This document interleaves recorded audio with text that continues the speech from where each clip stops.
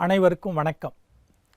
VIT Chennai வழங்கும் வாழ்வியல் வழிகாட்டி தொடரில் இன்று தெனாலிராமனின் திறமை. நண்பர்களே, தெனாலிராமன் கதைகள் நிறைய கேட்டிருப்பீர்கள். அதில் ஒன்று, ஒரு முறை டில்லி அரசர் பாபர் தெனாலிராமனின் திறமையை கேட்டு அவரை நேரில் காண விரும்பினார். அவரது திறமையை சோதிக்கவும் விரும்பினார். எனவே தெனாலிராமனை டில்லிக்கு அனுப்புமாறு விஜயநகரத்துக்கு ஓலை அனுப்பினார் டெல்லி அரசர் பாபர். கிருஷ்ணதேவராயரும் தெனாலிராமனை அழைத்து, இதோ பார் ராமா, இங்கே எப்படியோ உன் திறமையை காட்டி எங்களை சிரிக்க வைக்கிறாய்.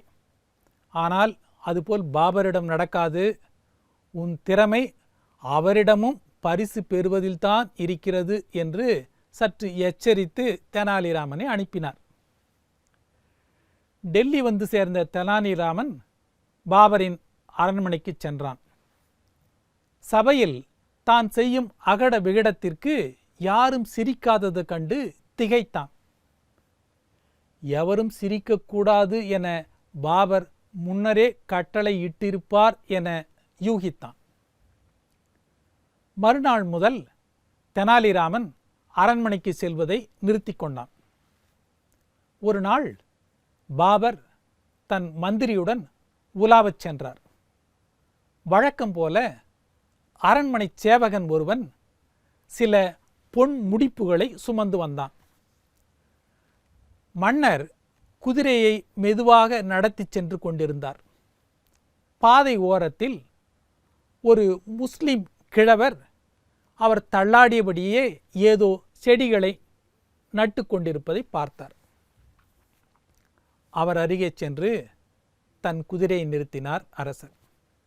பெரியவரே, இந்த தள்ளாத வயதில் என்ன செய்து கொண்டிருக்கிறீர்கள்?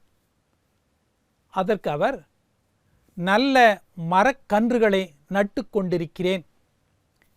இதை அந்த பெரியவர், அந்த முஸ்லிம் பெரியவர் மிகவும் சிரமப்பட்டு கூறினார். ஏன் ஐயா, இந்த தள்ளாத வயதில் உமக்கு ஏன் இந்த தொல்லை? அத்துடன் இது காய்த்து பின் பழுத்து அந்த பழத்தை நீர் உண்ணப் போகிறீரா என்று சிரித்தார் அரசர். அரசே, நாம் உண்ணும் மாங்கனிகள் நம் முன்னோர் நட்டதுதானே. அவர்கள் மரங்களை நட்டதால்தானே இன்று நாம் மாங்கனிகளை உண்கிறோம். அவர்கள் நடாமல் இருந்திருந்தால் நமக்கேது மாம்பழங்கள்?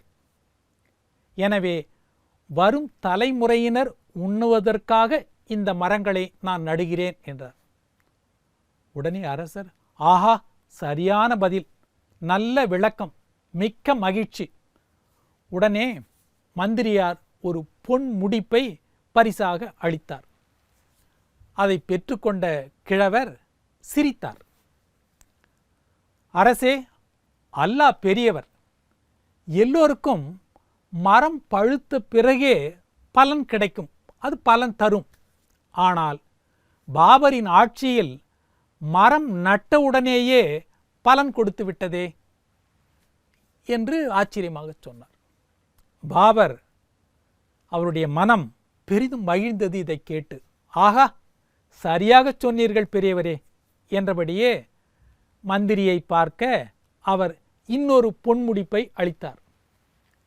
அதையும் பெற்றுக்கொண்ட பெரியவர், அரசே, இந்த மாங்கனிகள் பழுத்து பின் பலன் அளிப்பது ஆண்டுக்கு ஒரு முறைதான்.